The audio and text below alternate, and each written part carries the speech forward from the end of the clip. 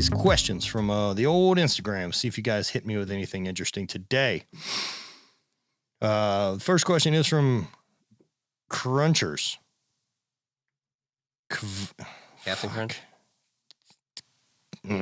I can't say your name. That's your choice. You chose that. Have you ever had any podcast guests where you're really hard to maintain an interesting conversation with? Yeah, in the beginning, oddly enough, like my very, very first episode with my brother was really tough. I'm figuring this thing out, and I think he seemed about half interested in doing it with me. And so kind of gave me some one-word answers. But the truth is, like, you got to be able to maintain, like, you got to be able to run that conversation. You got to be able to direct things and keep things going and then try to find a rhythm. It's really tough, but there's a challenge to maintaining that conversation. I've also had plenty where we get to that hour mark and the conversation's done. It's not that it was bad. It's done. And so there isn't any reason to milk it out just for the sake of it being a longer show. I guess that's really how I feel about it. We have BTEVs 96. BTEVs. Should have gone 69. You blew it. How do you feel knowing that Danny Trejo has never been in a Fast and the Furious movie? Wow, I didn't ever think about this question, and it's never crossed my mind until this person stated it, but I feel like he's been done wrong now. No, I think you could very easily throw Machete into the Fast and the Furious universe. Just no problem. And it'd be ideal, right? It kind of just fits perfect. It totally does. Danny Trejo is a great character. For those of you who don't familiar, he is a Mexican guy with a very, very large señorita tattooed on his chest. I believe I was first introduced to Danny Trejo in the classic film From Dusk Till Dawn. He plays, no, he doesn't play Sex Machine. He plays one of the bartenders. Sex Machine is played by, I can't help you here. Fuck, you're not familiar with all the lore that's involved with From Dusk Till Dawn? Because Tarantino is such a fucking nerd and, did this with Robert Rodriguez. Of course, they have Tom Savini plays Sex Machine. Tom Savini is a legendary, special effects guy. So, has done horror movie special effects for fucking ever. Let's see. I'm looking up cast. I'm turning your TV on for use. Yeah. So you're saying Tom Savini was Sex Machine? Tom Savini plays Sex Machine. He's got this badass pistol dick setup. Okay. This little pouch flips open. Are you plugged in for the HDMI? Oh, no. So this little pouch flips open and it's got a gun barrel and then it has two cylinders to kind of be balls, right? There's no good way for this gun to operate. It doesn't make any sense. There's no way for the bullets to get from the cylinders. It's a good look and it's a great practical effect. And then they use it later on, but they would need to explain some mechanics a little bit better for me to. We've also entered a fantasy world where I can deal with that because vampires have showed up at a titty bar in Mexico. I mean, I think you've always had a pretty good say on it. If they introduce themselves, if the film puts itself in that light from the beginning, you're on board with it. So, but this is a weird one about From Dusk Till Dawn. Have you never seen this? No. Holy fuck. I have not. Oh man, I totally want to watch From Dusk Till Dawn with you. It's so fucking bonkers. Let me give you a rundown of the synopsis of From Dusk Till Dawn. All right. So Quentin Tarantino and George Clooney are bank robbers. Okay. They are the Gecko brothers. And so they're on the run. All right. As they're on the run, they are meeting one of his George Clooney's kind of the guy with his shit together of the two thieves. And Quentin Tarantino plays Seth. He's a bit of a fuck up, bit of a loose cannon of the two if you're going to pick. So as things go, they're going to meet down in Mexico to meet George Clooney's contact to get their shit together since they're on the run. They're going to sneak through the border, get into Mexico, and then fucking disappear with this money. Things take a turn at the Titty Twister, which is the bar they're meeting at. Incredible. It's kind of rough trucker bar. Of course. Well, I don't know how else. Everyone turns to vampires. Okay. In this bar. How does this happen? This happens middle of the second act. How do they turn into vampires though? Where there's I think it becomes dark outside. That's it? Yeah. Oh. Okay. And they started a fight. Okay. So I don't know if they normally would turn into vampires and start fucking people up, or was this a special evening? But it seems that they've been running this gimmick for a bit of killing people, and then you get all the goods from their fucking shipping and trucks, and I guess you could sell it or whatever. Yeah. Low overhead, if you will. True. Fucking Juliette Lewis is in it and is fucking great. Harvey Keitel plays this preacher. Cheech Marin. It's a fucking great cast. Salma Hayek is so freaking hot and comes out. Her goddamn stripper name is Santanico Pandemonium. That's ridiculous. Yo, Danny Trejo plays Razor Charlie. Yeah, it's a fucking great one. You also have keep going down. Going down. Man, Scott Fuller didn't do much else. He played one of the brothers. Where is that guy? Wait. Slide her back up a little bit. Hold that there. Fred Williamson. Fred Williamson plays Frost. Interesting side note about Fred Williams. He played in Super Bowl #1. Okay. Like he's got a Super Bowl #1 ring on his finger, and like he doesn't take it off when he acts. That's amazing. All of his characters fucking apparently have a Super Bowl ring. He's a fucking great dude. So, but he also was like in a bunch of like blaxploitation films and shit like that from the 70s. So super fucking cool. Also, yeah, Danny Trejo should absolutely be in a Fast and the Furious film. Like maybe Fast 10? Could he be like a fucking uncle of Dom? Even if he just had some, that would work. Like, but even if he just had some kind of 5-minute cameo or something like that, I would be pretty happy with it. I'm into it. Yeah, I don't know that I need 90 minutes of him being part of the team. But I need him to be like the shaman or something that they go to for advice. Ooh. Like he's that character. He's on his screen time is like 15 minutes. For sure, but you're they're like, we need help. And so they go to this mysterious guy that we've never seen before, and like he just turns around and it's Danny fucking Trejo. Yeah, I'm into it. We could fucking give that a treatment. I think we can do it. We can pitch this. Dog of Thunder _Thor. Fuck. Dog of Thunder? Not enough words for your name? Dog of Thunder. Not God of Thunder. So it's dyslexic. Maybe. Any hate brand bike gear in the future? Fucking totally. So been working on this quite some time, and it's a matter of like trying to make sure that the samples don't suck, because I'm not going to make a ton of cycling gear, right? Like, so I'm never going to make enough cycling gear for it to be a really viable side of hate brand. And I'm sure as shit not going to get there without starting the right way. And so for me, starting the right way is making sure that the actual apparel that we're making is going to be quality, because I'm not going to be able to make it terribly cheap. So I want to make it really nice. That way people who are into it and into cycling are getting really quality gear, instead of it being like a boutique brand that's also shit and cheap and gross and like a side note of a thing that we wanted to build. So we've teamed up with Starlight Apparel, and they do stuff for Black Bibs, which is another rad company for some quality cycling stuff without a big brand on it.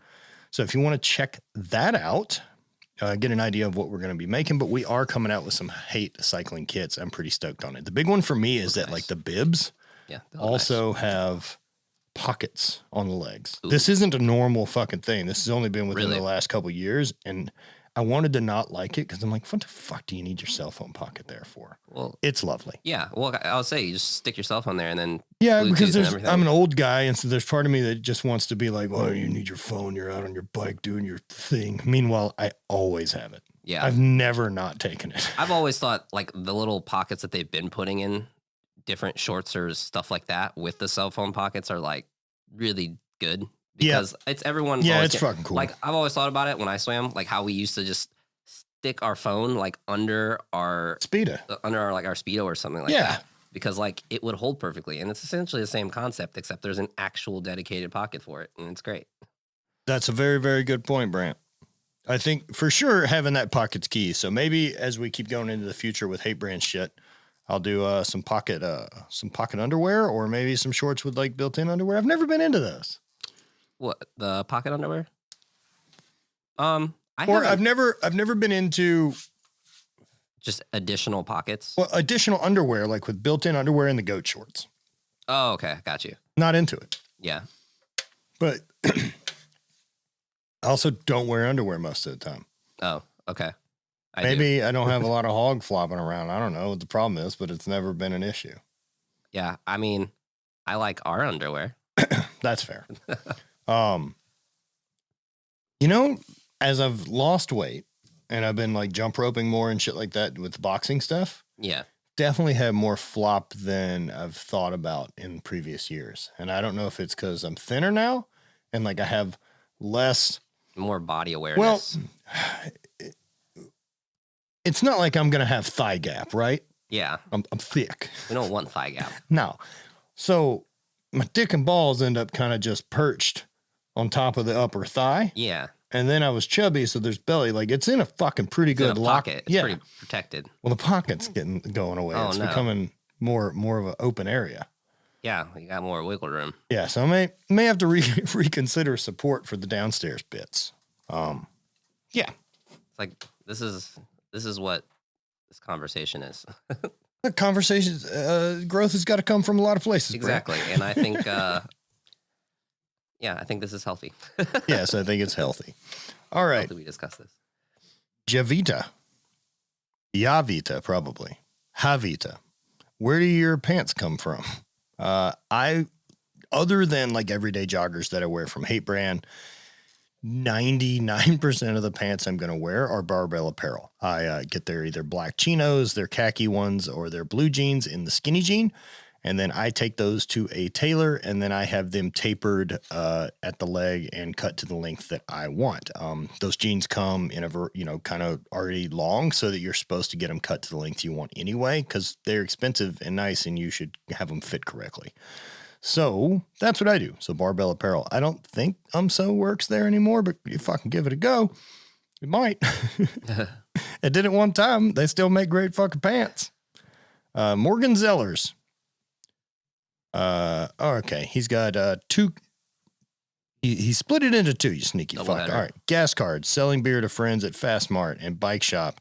It sounds like you've always had entrepreneurial spirit. You feel like your own gig was inevitable. Man, I don't know that I would consider that entrepreneurial spirit. What? Like, fuck, because I used to just kind of always I feel like I remember you telling me this, but I don't remember exactly the story. Man, I was always, if there was a questionable way to have some extra funds, like my parents had given me a gas card in college. Part of the deal of like, I was on a scholarship, and so I didn't necessarily have as much time to have a job, things like that. Fair. So I realized with having a gas card that I could choose to ride my bike to school all week from where I lived. And then instead of me spending what I could normally spend on gas, I would fill my friends' cars up, and then they'd give me cash. How much was on the gas card? The gas card was just like a credit card. It was unlimited or whatever, but like, you know what I mean? I can't fucking run up $200 a month on it. Yeah. But at the time in college, me running up maybe $100 on it a month, which would be normal for the amount that I was driving. If I'm not driving, I'm still going to run up that $100 a month, but filling up a friend's car and then get him to give me cash. Oh, okay. Yeah. Meanwhile, my parents pay the bill on the card. So essentially, my parents bought gas from some of my friends.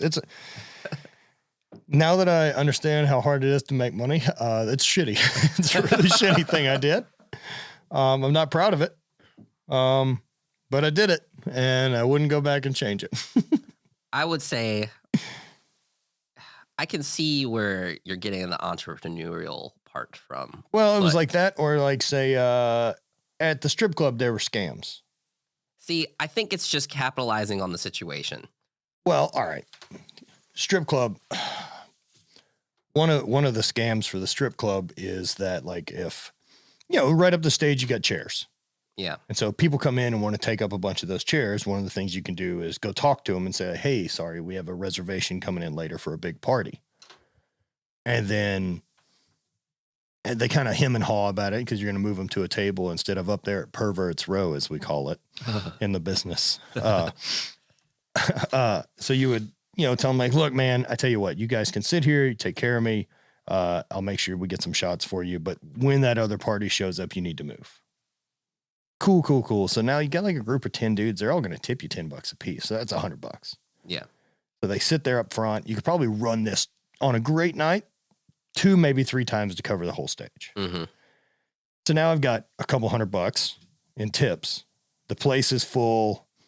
We have people sitting up by the stage, and then a group comes in and wants a place to sit. Well, there's nowhere to sit. So now I can walk back up to that group and be like, hey, that party that got here arrived. Yeah. And then they happily leave their chairs.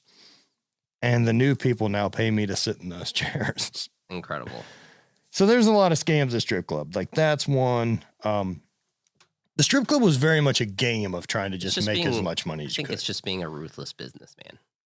Well, I think those are the early stages of your life. You operate with the rules that are given in that environment. Exactly. The strip club environment, this was fucking fair game. This was not the sketchiest thing going on to make money in that fucking room. I also think strip club is definitely a very lawless land in regards to not all of them. Not all. No. This one for sure. In regards, but I feel like that's the thing is like depending on where it is and what it is, it's definitely rules are very subjective to a point.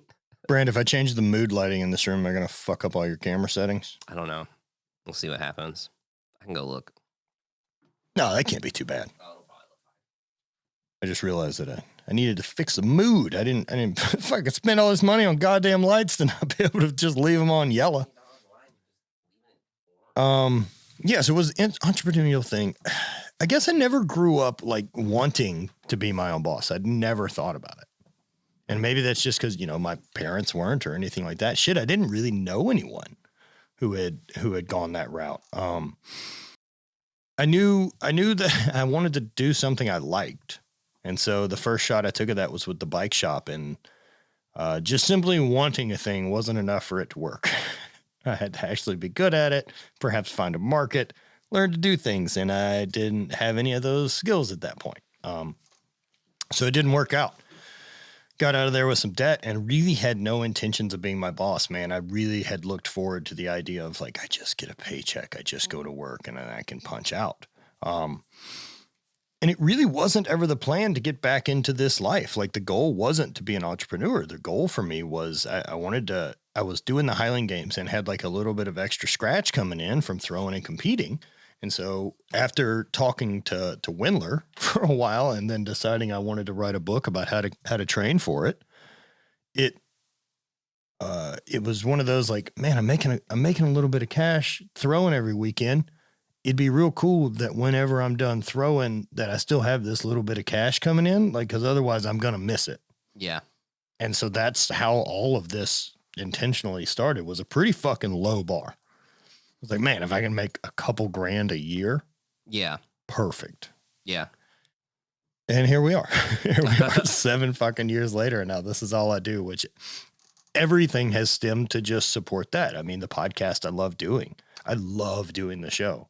But yeah, it wasn't, I mean, I don't know. Cause I remember from when you were originally telling me just about hate. I got to turn this fucking heater on. Oh, yeah. No, it's pretty freezing. Cool. Yeah, I'm about to turn this one on. But I know, you were saying, because you had released a book already, right? Right, and which you've never read, right? No, I haven't. Oh, perfect. I didn't know anything. I didn't even know you had books when I initially met you. So I wrote a book. Strength Lab was, Training Lab was my very first book. So I wrote like a 52-week approach to how you would train for the Highland Games. Okay. And seems simple, but like there's slight difference with the Highland Games versus say powerlifting. Because powerlifting is pretty much a straight linear approach. You go to the meet and then start over. Yeah, it's pretty. Well, for Highland Games, I'm going to compete 20 plus times a year. So I can't peak 20 times. Yeah, it's very different. And so I may throw 5 weekends in a row as well. Okay. And so the big change with the Highland Games stuff is I need to be able to, I need to understand which games are important. And then build my peak and schedule around those games and then kind of work backwards. So like for me, I don't want to be able to throw my best in May when Worlds is in August. And I'm really only going to be able to peak one time. That's kind of the way the whole season works. So basically I'm just going to, have speed and strength sessions. And then I'll actually have a peak taper when it comes time for the big game. So that is kind of, I guess, what got us there. I wrote about the hate as a philosophy in that book, and which carried into the second book I wrote, which was Throwing Lab, which kind of goes at the details of how to throw everything. Yeah. And then I rewrote Training Lab, but for general strength, like if I was just going to use it for powerlifting or anything else. Yeah, and then wasn't it just kind of like people per se, kind of being like, hey, like, asked for we shirts. should make shirts or Yep, something like that. asked for shirts, and then we got going. But now that I'm in it, like the entrepreneurial spirit is fully fucking on fire. Yeah. Like I'll try anything. I don't give a shit. Yeah. Well, I mean, that's not true. It's got to be something I actually give a shit about, but I'm not scared to give her a go. Yeah. I think I know what you're saying. I'm not really sure how to put it in words correctly, but like, right. Yeah. I'm not loosey goosey. Like I'm not just trying to fucking throw shit at the wall to see what sticks. I mean, I'm trying to make educated decisions on stuff, but at the same time, I think it's making a lot more quote unquote like decisions than you were comfortable with before. Mm-hmm. Whereas like, oh, like it's like being okay with the growth. Per se. Yeah, man. Or I guess that's what it is. You know, even a little bit of like what felt like lying to myself about lowering the bar to like not because I don't want it to get big. Mm-hmm. You know, that being a limiting thing of like lowering an expectation to almost be like a failure avoidance type thing, right? Well, I never wanted this to be big, so it's fine that it's small. Yeah, like I always got what you were saying initially because you were saying that like I don't want like to have to deal with this giant big thing or whatever, but then it's kind of because I'm also afraid that it'll crush the creative side of me. Yeah, and then I hate my job again. Yeah, I understand that. So that's my big fear. Okay. Yeah. Because I don't want to hate doing this. Yeah. I really like it and I'd like to continue to do it for the rest of my life. Yeah, that makes sense. But I mean, chances are it won't. I mean, chances are this is going to have to turn into something fucking else. Whether it's other books or whatever podcast or whatever the next media thing is that we deal with, but we'll adapt and move. Yeah. Which I think is the most important quality to have is to be able to adapt and pivot and such. So, well, I think being honest with yourself and saying that that's coming, to be on the lookout for it, buys you a lot of acknowledgement. Not acknowledgement, but like awareness of nothing's things forever. Come man. to an end. Yeah. Nothing's fucking forever. Because there's also a point where you're like, I just don't have the fucking energy to do this anymore. Like, I need to find something else that's, easier or something. For sure. Just like So Rob Diesel 89. Oh man, what a fucking cool name. Kind of jealous now. Oh, Bobby Diesel here. There's only one fucking Diesel family, and that's Diesel Dave. I want to go from bodybuilding style training to functional. Where should I start? In the gym? I mean, maybe take a CrossFit class. Try something else. I mean, there's plenty of stuff out there as far as functional training stuff goes. And if we're going to, I understand what you mean by functional training. So, despite that, I don't like the term. But I mean, yeah, man, maybe look at more athletic style training. Check some stuff out. If you want to, you could check out Daily Destroyer program for an easy plug on TRAINHEROIC. We've got a group there that you can interact with myself and Coach Derek Woodsky. And we've got, I don't know, like 50 fucking years worth of training for performance, different sports plus injuries and changing things up. And we've powerlifted, we've weightlifted, we've been throwers, we've worked with other athletes. So, I mean, give that a go, man. We're going to have some sprints in there. We're going to have some conditioning work. We're going to have some hypertrophy work, and we're going to have big multi-joint movements. There you go. Daily Destroyer. Check it out. There is a link in the show notes. Yeah. I definitely think this is something that for me is definitely kind of where I'm at too. Cause like it's been that whole switching from like realizing like powerlifting might not be the best route per se. And so like getting, I guess, functional training, quote unquote, and like being more athletic and stuff like that. And so I just think it's because I think you can still do like the bodybuilding thing. Well, just treat all your accessory work. It's just going to be a different. That's really the best way to go, right? Like treat all your accessory work like fucking bodybuilding movements. That way, that's what accessory work damn near should be anyway. Which is what I've never understood how it's not looked at that way. Because like, I'm like, well, if I'm going to do 12 to 15 well, reps it's not or looked that way because it's easy to do another sets of 3s and 5s. Yeah, I just like... do them heavier. They're easier. Yeah. That's why I always did it. So because I was a lazy fat shit. And I would lie to myself and say that if I do the bodybuilding thing, oh God, I'll get too bulky and then I won't be so flexible to be able to throw so far. Yeah. Yeah, it's like definitely interesting because I'm just like, yeah, I don't know. All the hobbies. Any routine or movements you do for your hips when you've had to sit for a long time? Yeah, and actually, Brant and I will do a video on this pretty soon once we get things up and running at Dope. So look back over on the YouTube to hunt one of those down and check it out. But man, a couch stretch is going to be probably the number one thing. So you're sitting in flexion for so long. And so what you need to do is be able to get that full stretch through the front of the quad and into the hip flexor. So being able to, put your foot behind, or just look up couch stretch on YouTube, or check out the Ready State and Kelly Starrett, and check out fucking Super Stretch King over there giving you advice forever. Kelly's rules of life. Number 1, learn to stretch. Number 3, profit. Killing it. Yeah. Very smart human. Yup. Michael DeBowles. Most helpful thing for you to move from scarcity, jealousy, etc. to abundance mindset. Ooh. That's pretty deep. Really easy answer there that kind of encompasses everything, I would say, is my experience with psychedelics. But if that's not available for you or anything else, I think that the mindset of it is still just trying to accept and go forward. And so, most helpful thing there is just really trying to work on it and believe that mindset and believe the truth that, that there isn't X amount of success that we're all stuck trying to share, that we aren't fighting over the same happiness, that we can all have it. And, it seems to me as well that, even friends of mine that are in competitive things, like whether that's, Steffi and Hayden with Hybrid, or Rob and Dana, or hell, Mark Bell. I mean, they sell, apparel. They also have a podcast. Any of these people that do the same things I do for a living, like, it'd be really easy to get caught up and act like we're competitors in this industry. Like, there's only so much pie to have. But the truth is that's not how it is. The industry is so fucking gigantic.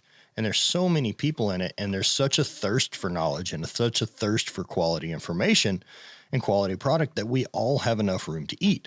And so I believe more in the understanding that rising tide rises all ships. And so, being able to stay dialed in to help and be supportive of those people around you, you build a better network, you build a better group of people. It's so much better than thinking you're trying to protect something on this fucking island that you don't want to let other people in. That idea of scarcity is you're just stuck squeezing so fucking hard at this thing you don't want to lose grip of, that you're just gonna lose it. And so, being a little bit more open to those other things, even jealousy. Jealousy is one of those tricky ones. For me, the stuff that helped jealousy was my experience around the guys from ONNIT for a number of years. A lot of them at that time were living and doing open relationships, which was very, very different than what I was doing at the time, or ever have done for that matter.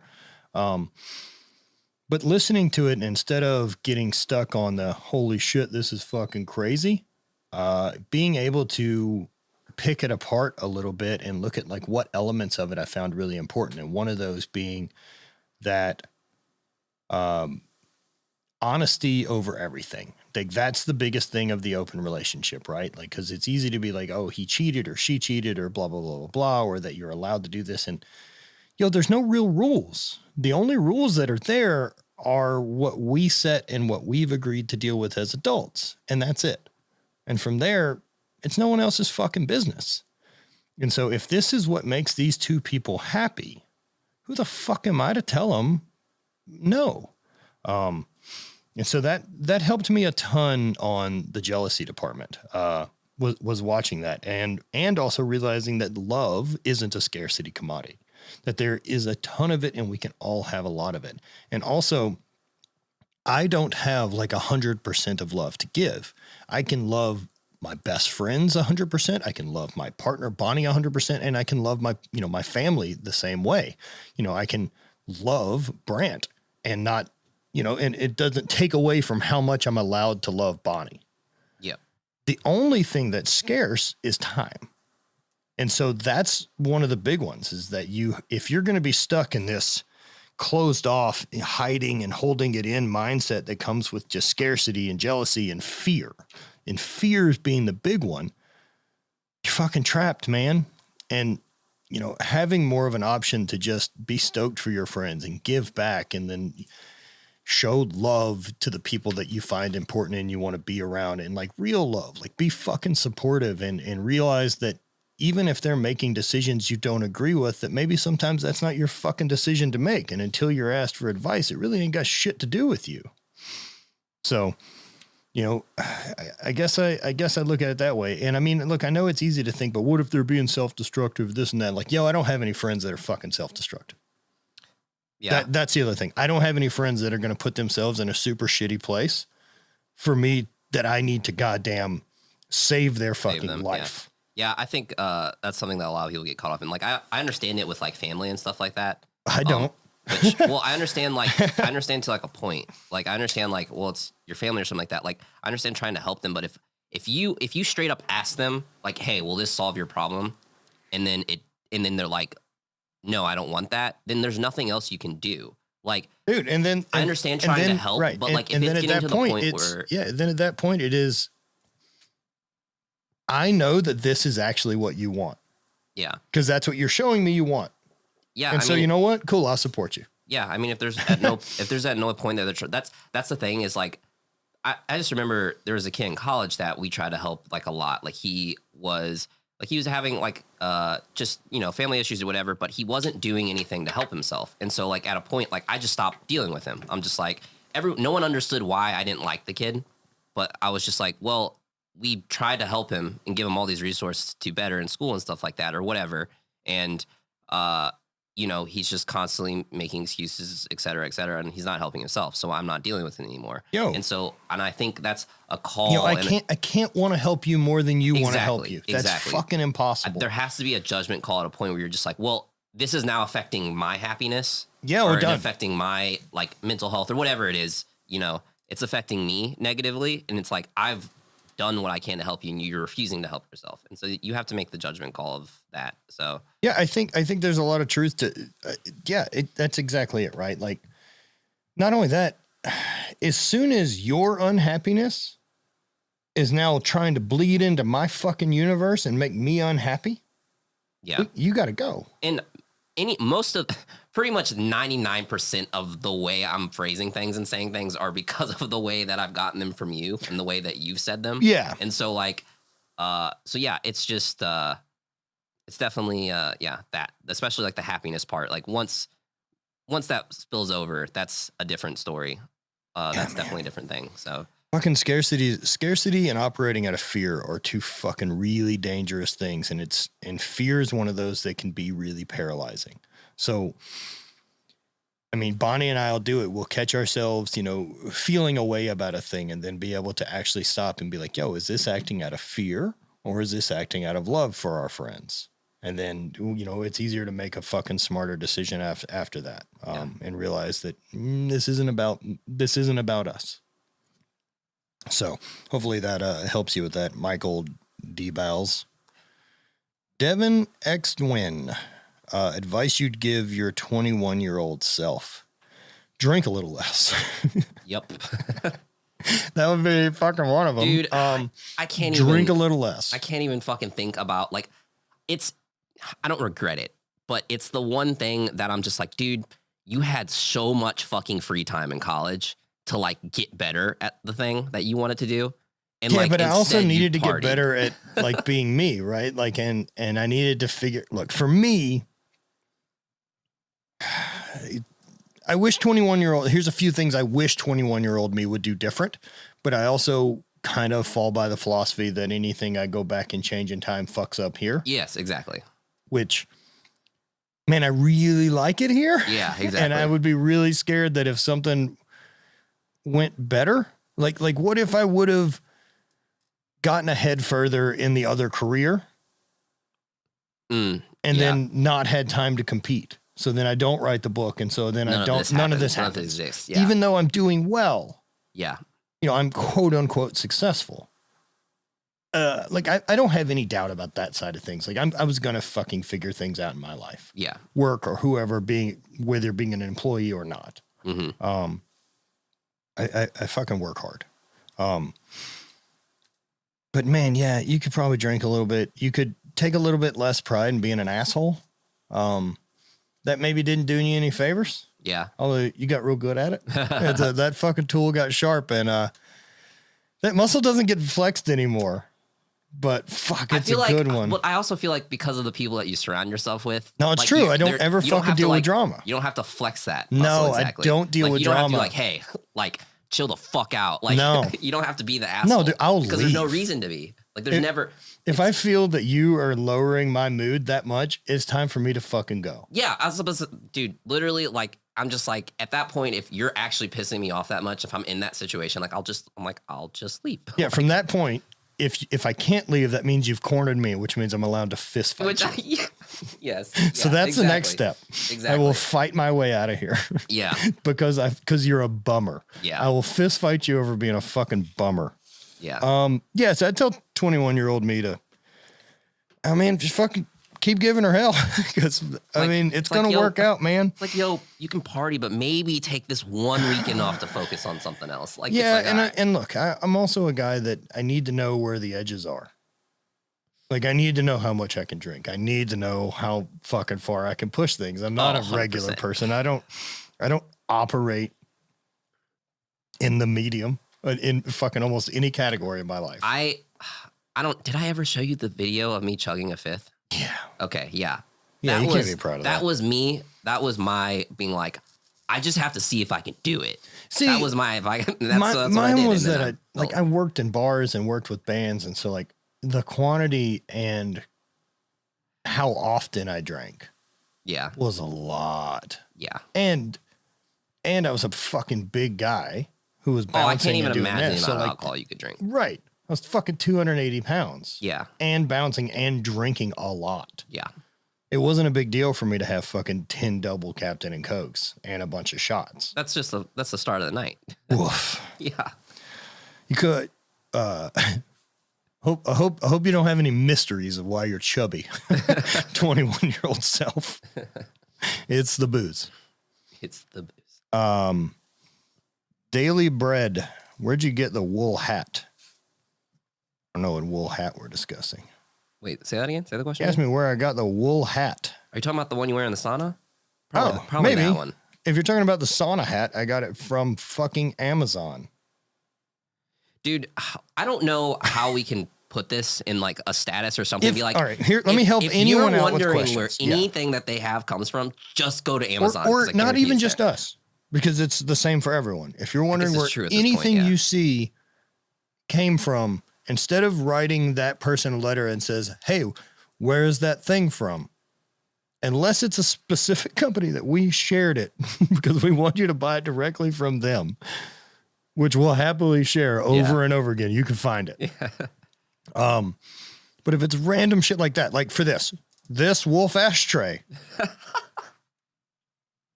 I got it from Amazon. I searched badass wolf novelty ashtrays. Found it. So, the sauna hats. Yeah. They are a Russian kind of traditional hat. From what I understand is they kind of keep your ears from burning too much. So probably because you can't hear them haters talking shit. Oh, fuck. Jonathan Ward, 789. In a mirror universe, what do you think would be your role in life?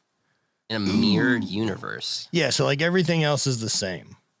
Well, I don't know if mirror universe. Look at mirror universe in case there's special rules to that I'm just not fucking aware of. Yeah, I'm not. But I'm guessing he just means timeline. I thought it would be. Let me see. I'm gonna move on while you search for that. Okay. Jay Fowler 85. Got a favorite Zwift ride? So my favorite one I've done is probably the big, like Mount Ventoux or whatever. It's the copy they have of Alpe d'Huez. So Alpe de Zwift.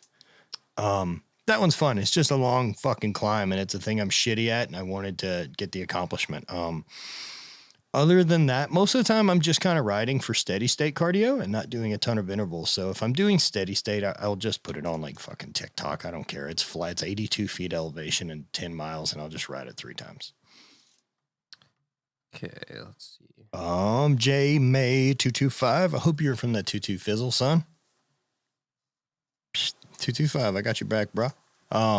Favorite jogger brands. I like ours, Everyday Joggers. I really like all of the joggers that we produce with HVIII. I'm pretty particular on making sure those don't suck.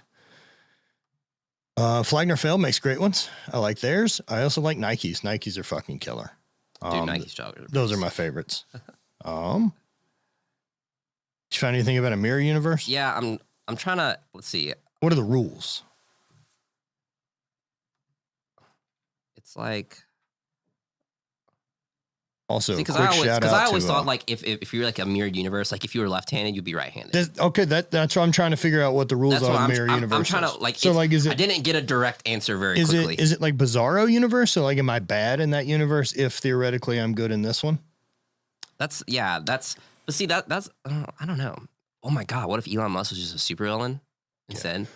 That means like, Donald Trump's a great dude. Dude, that means he's a fucking awesome dude. Just the coolest guy. He was like ever. the best president on, ever. I mean, look, say what you want.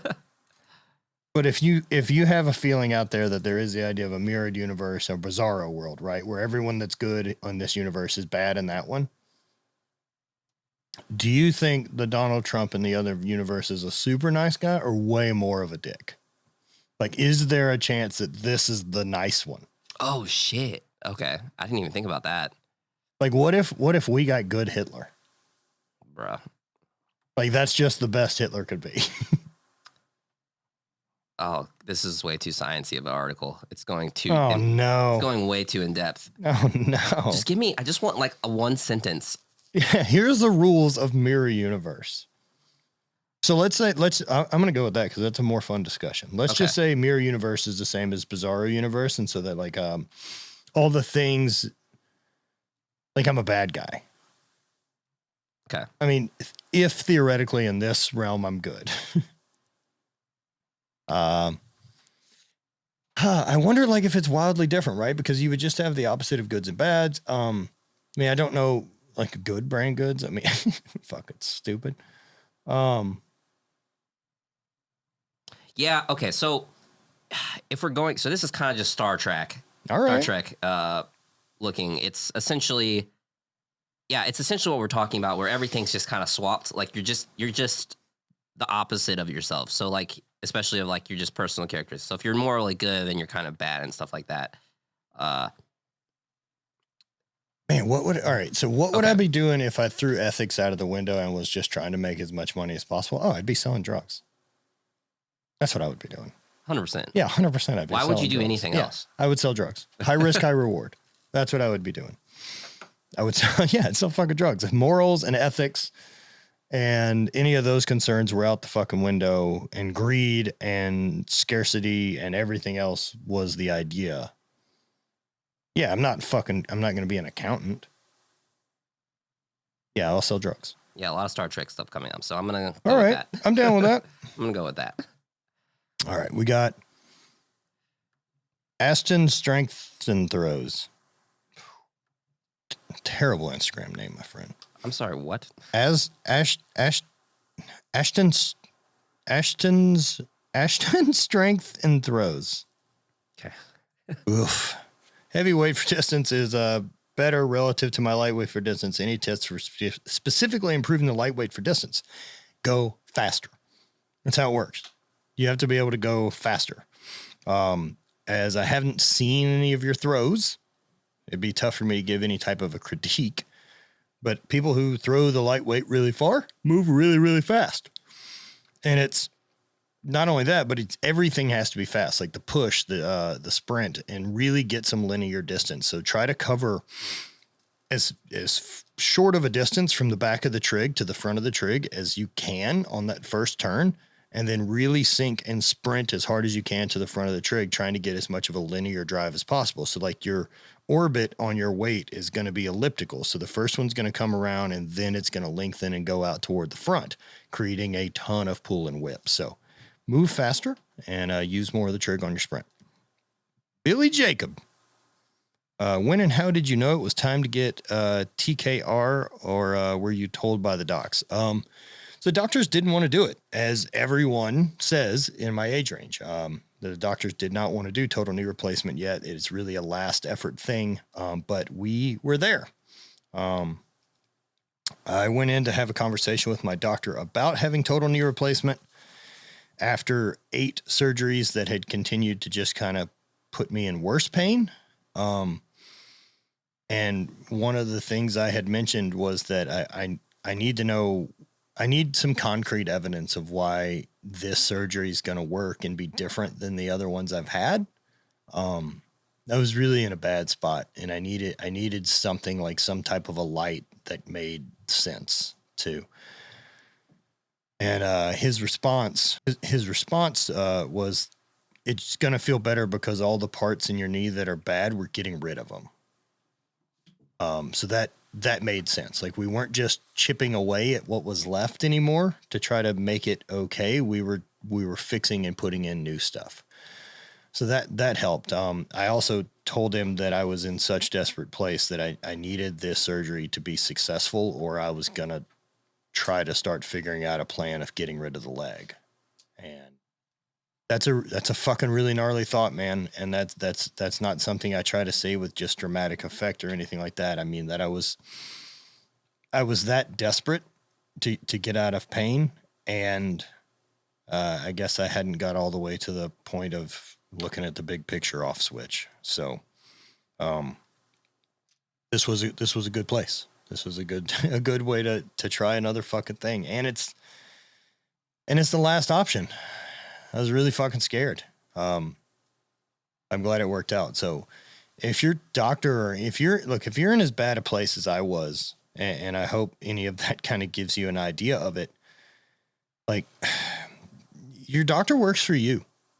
So find a doctor that's willing to help, that's willing to use their knowledge, use their skills to try to get you out of pain, to help you get functional again. That's what they fucking do for a living. That's what they want to try to accomplish. So there's someone out there that's going to be an answer. Tyler Sia. Would you like to start throwing or try some Highlander games? Where and how should I start? First thing I would do is check Facebook groups, things like that, to see if there's anyone in your area. Maybe search Highland games at the bigger cities around you and things like that to see if there's any competitions in your area. Because if you can find a competition or a novice thing to go to or anything like that, you'll meet people there, typically people from your area. And then from that point, you can get some people to train with and then kind of figure out how to do the games. If you are on an island, it's tricky.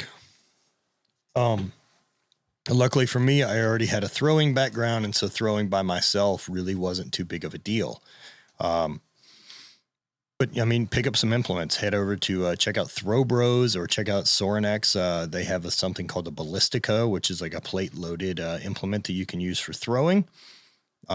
Mike Landrich, I believe, if he is still making implements, makes pretty good stuff. So get a couple things, start throwing. You can check out my YouTube. There's a ton of videos on each of the events. In the Going Deep series. And you can also check out my book, Throwing Lab. Throwing Lab is more of a written, synopsis of the book and everything like that. So kind of give you an idea of how to do each one of the events step by step. So hopefully that puts you in the right place. Strongman Stella. How should you approach leg training once you're cleared to strengthen post-knee surgery? So again, depending on what your injury was and what you're dealing with, it's going to be various. So ACLs, everything like that, there is this period of time where things are still very, very weak. Like your weight bearing can start doing rehab exercises, but you need to be really smart. It should be definitely linear. And think about rebuilding everything from this the absolute lowest base. So for me, it was doing, leg extensions with occlusion on for my leg, which allows you to get some hypertrophy and muscle growth, which with a much lesser load on the leg, which would save my joints, save the ligaments, and not put them in any damage, but could just try to put stress on the actual muscles. So getting that pump, doing stuff like that, like I would literally do 300 or 400, maybe 1,000 reps a week on leg extension, even single leg extension with just using like no weight whatsoever. There's enough reps that it's going to fatigue, especially with occlusion. And so I was just trying to get the most out of it with putting the least stress on the joint and or the tendons and issue. So I don't want there to be this heavy pull from starting to try to get back to strength too soon. Another one is like mentality wise of coming back from injuries and having this stress about losing your fucking gains or whatever it is, whatever silly shit that is. Like, man, it's part of it.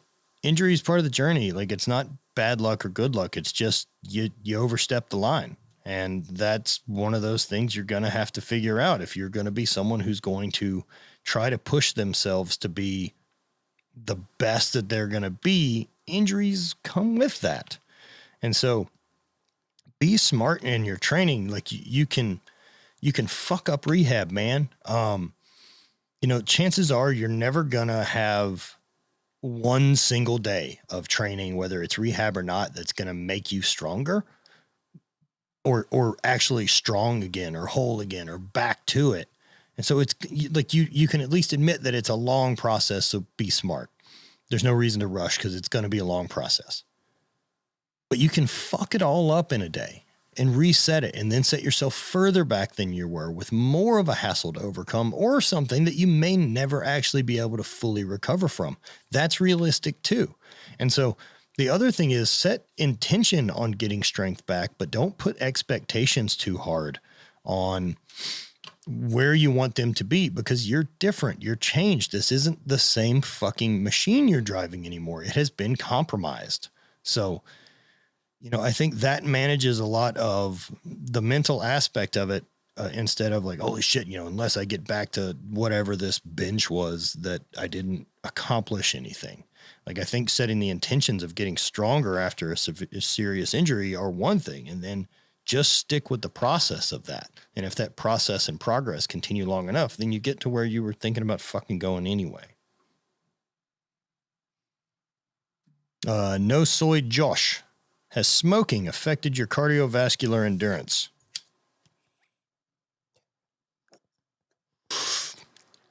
No. No. No. All right. The truth is, like, I smoke quite a bit of weed, but I also smoke quite a bit of CBD. But it's not like if you were smoking fucking cigarettes, man.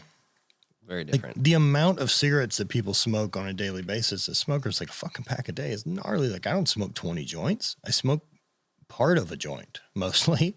I smoke a joint a day. Can you imagine smoking 20 joints a day? Fuck. Can you imagine just how absolutely fucking out of this world you'd be? Dude, so the guy that used to DJ at the strip club with me, this other guy, Alvin was a fucking lifer. He's for sure working in a club right now somewhere, DJing. Okay. He would bring 20 joints in for the night, and he would smoke them through the course of his DJ shift. Now, don't get me wrong.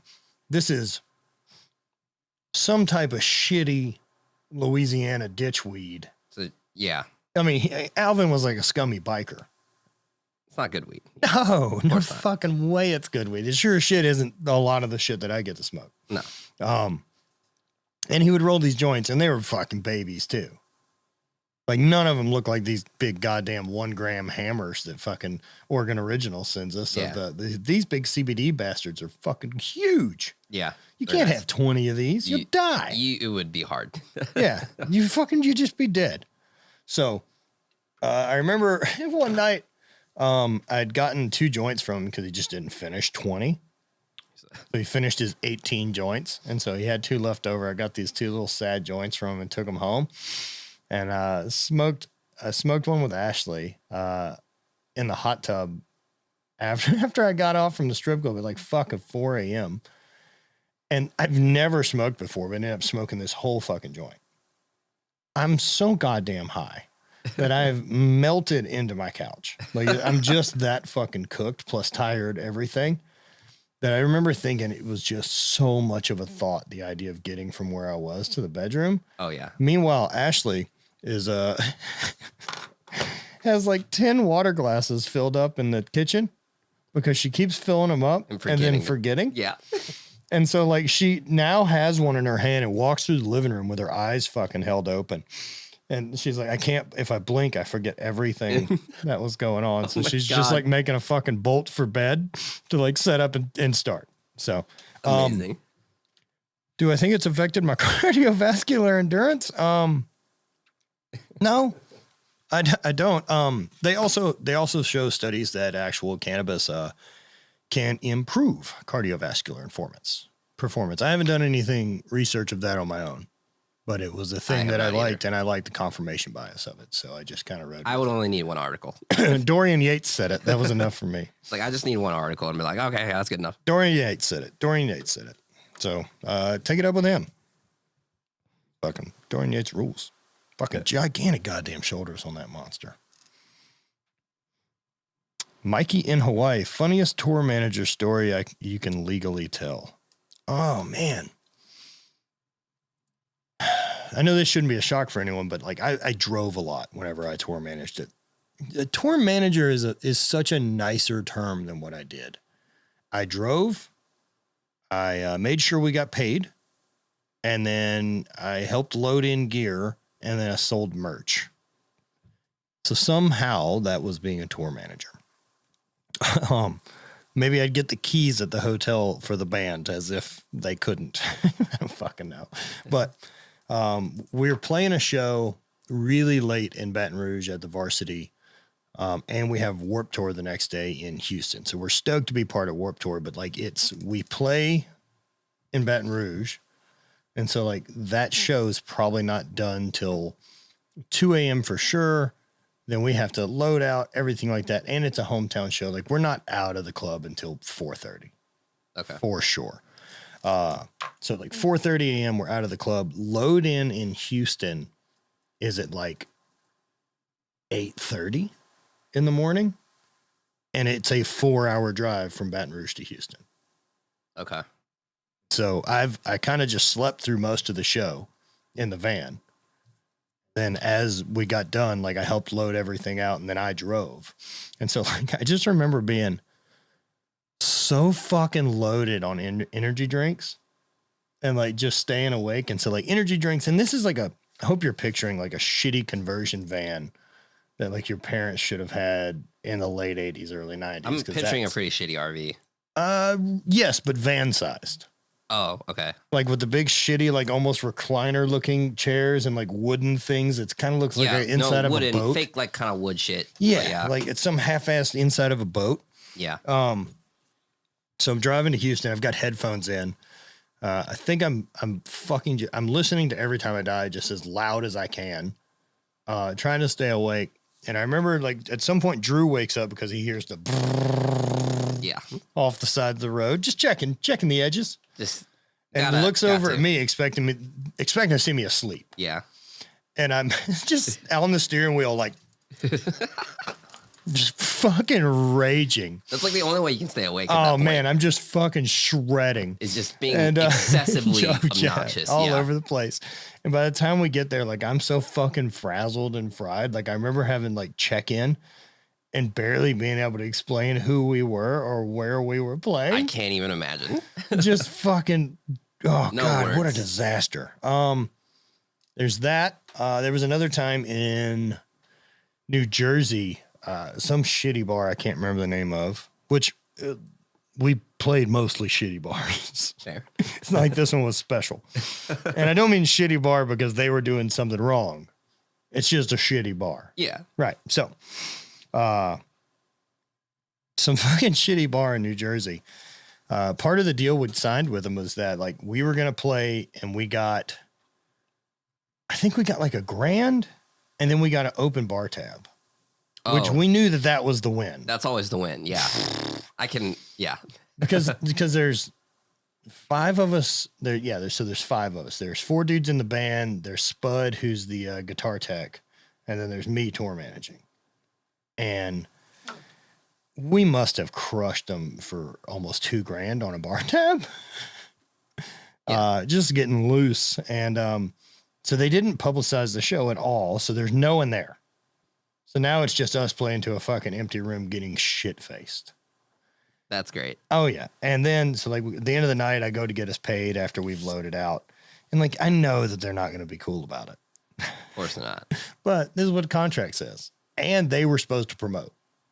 If they didn't promote, it's their fault. So, Yes. But me now feels slightly different about the situation, but sure. So we, I go to talk to the manager and sit down in his office, and he's like, so, no one really came. So the way we kind of see it is, you guys have a $2,000 bar tab. So we're just going to call it even. And I was like, no, I don't think we are. Here's what the contract said. So here's how this goes. You're going to pay us. I'm going to leave here shortly and go tell everyone that it's cool. And then I'll come back in here and get money from you. If not, we have a contract, and I feel super good about our chances in court. And I also feel really good about our chances of the 5 of us versus the 3 of your bar staff. So be back shortly. Came back, got cash from him, and we fucking rolled out. There you go. We did not get asked to play back there on the next tour. I can imagine. Yeah. Oh, those are 2 proud moments. We also fucked a number of things up, like that was that asshole sharpening that was really nice. Yeah, I don't know that I feel like being an asshole served me well during that window. Yeah. But I'm not sure that being cool wouldn't have been better. So, but you're dealing with a lot of assholes. Yeah. The thing is, I don't deal with a lot of assholes anymore. Yeah. That's the thing. I feel like strip clubs and band stuff is dealing with a lot of asshole people. So an unimaginable amount I can of only assholes. imagine. Well, yeah. The strip club thing is really weird. I'm super glad I have that window of my life because I was really excited to get that job. But I also feel like there's a lot of really good stories, and just everything that's come from it is just great. Like it's like in hindsight for sure. I'm super, super glad I had that job. Yeah. Not only that, like the job was fucking killer, man. Like I was 20 to 22 was like the first time I worked there. Yeah. I'm making $1,000 a week cash. Yeah, that's awesome. Working 4 nights. And so like I had gone from real bartending and real bouncing to this. Real bouncing and real bartending is fucking work. Yeah. Like you are moving and you're fucking busy and you're all over the place and you have a whole bar full of drunk idiots. Yes. Yes. The strip club, you have less customers because they're never as crowded as a real bar. No. Right? Most of the customers there want to sit in chairs. So they're not getting too fucking loose. And the extra price point keeps out some of the riffraff because it's just more expensive to fucking hang out at a strip club. Mm-hmm. All your bullshit at a strip club comes from strippers or the other people you work with.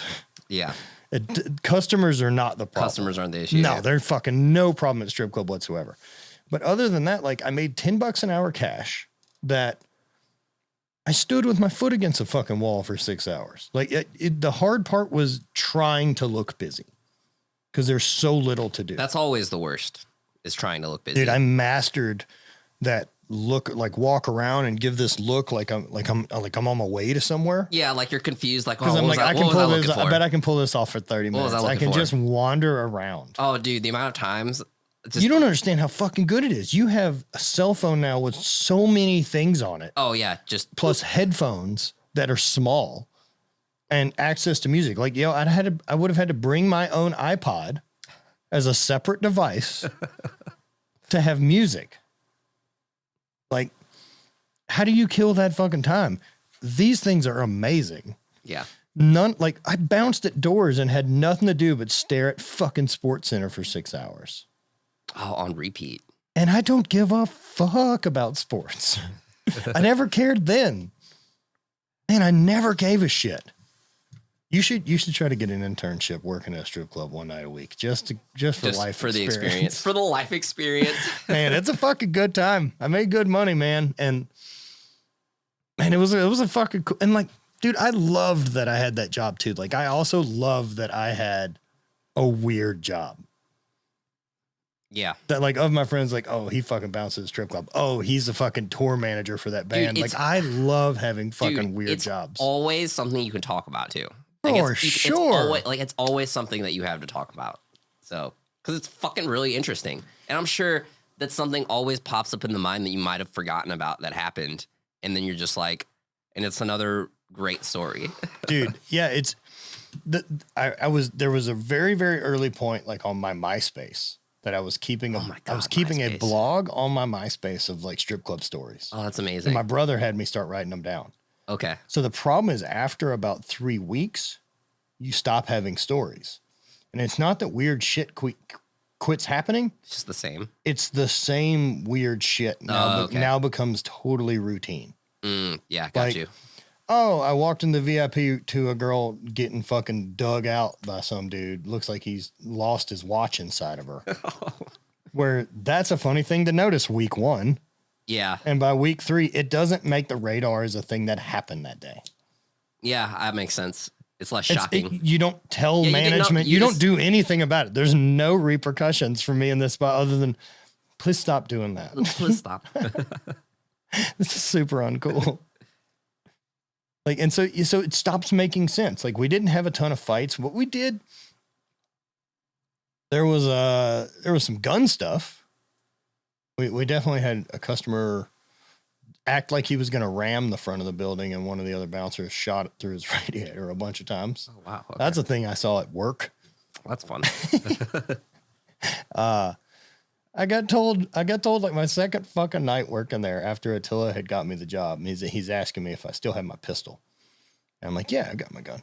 And, hey, bring it in tomorrow night. I'm like, all right. Like, he's a military dude. I figure he wants to check it out, like gun stuff. Yeah, guns. Yeah. And I'm trying to be cool, man. I'm 20. Of course. Of course. And then he explains to me, some guy that used to work here has been calling up here and threatening to shoot the place up. So if he shows up, we'll have to take care of it. And I'm like, take care of it? Like, have a fucking gunfight? I was like, have a fucking gunfight? It's my second night of work. I'm 20. For $10 an hour, I'm going to have a fucking gunfight? I was like, nah, man, I'm not going to bring my gun up there. Anyone shows up, I'm going to leave. Yeah. I'm gonna leave. Yeah, dude. Like, there's a lot of good things going for me in my life. This gunfight at Escapades tonight isn't where I need to fucking ramp things up. Fuck me. Yeah, bouncing was a good time. Yeah. I remember, there was a guy I bounced with.